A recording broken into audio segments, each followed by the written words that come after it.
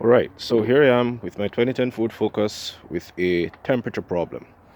My temperature gauge, well, the car engine takes forever to warm, and when it does, and I'm on the highway, the temperature drops significantly. You can refer to my other video or a couple of videos that I did showing you what it did while I was driving at 100 kilometers, 90 to 100 kilometers on the highway.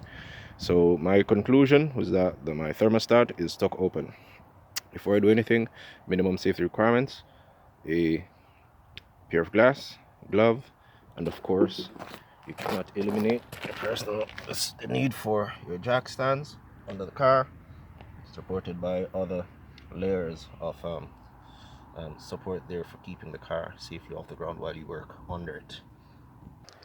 The thermostat, it's original Ford Motorcraft thermostat. There are the specifics there if you want to reference that. It's just a basic thermostat and housing, which works on this car. By the way, the price for that thermostat is $63, and I bought it off Amazon. Now to the point.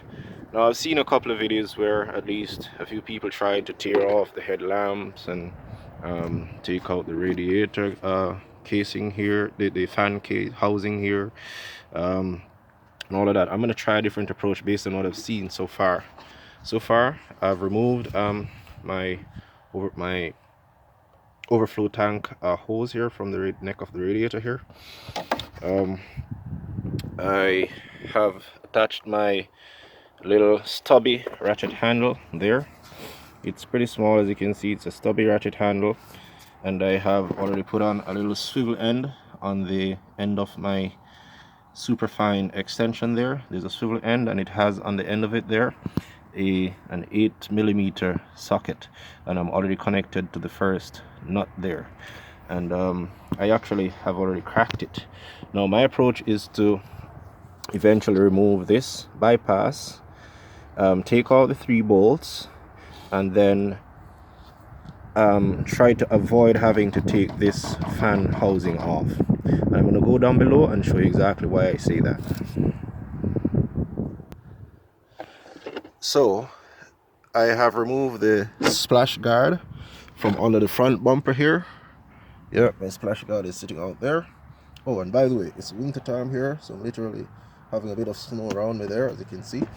Alright, so I removed the splash guard and all from underneath here, and I have direct access to the bottom hose, the clamp on the bottom hose of the radiator, as you can see right there, pretty much.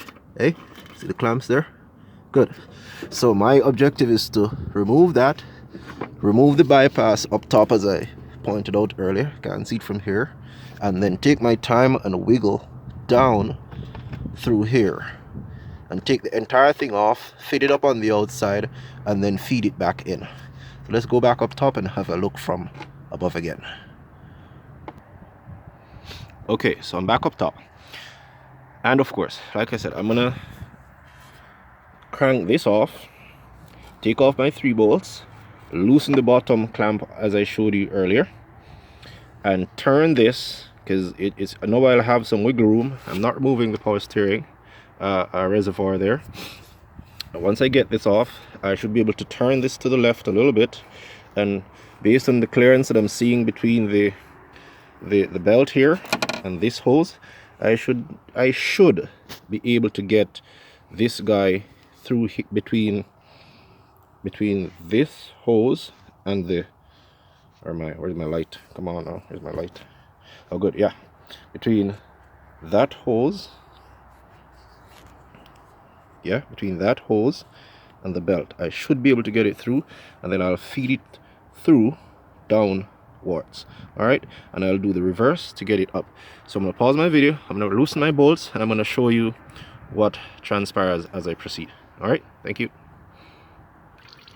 So I'm draining coolant so far, and I have not removed my shroud just yet, as you can see. All right, I'm draining coolant.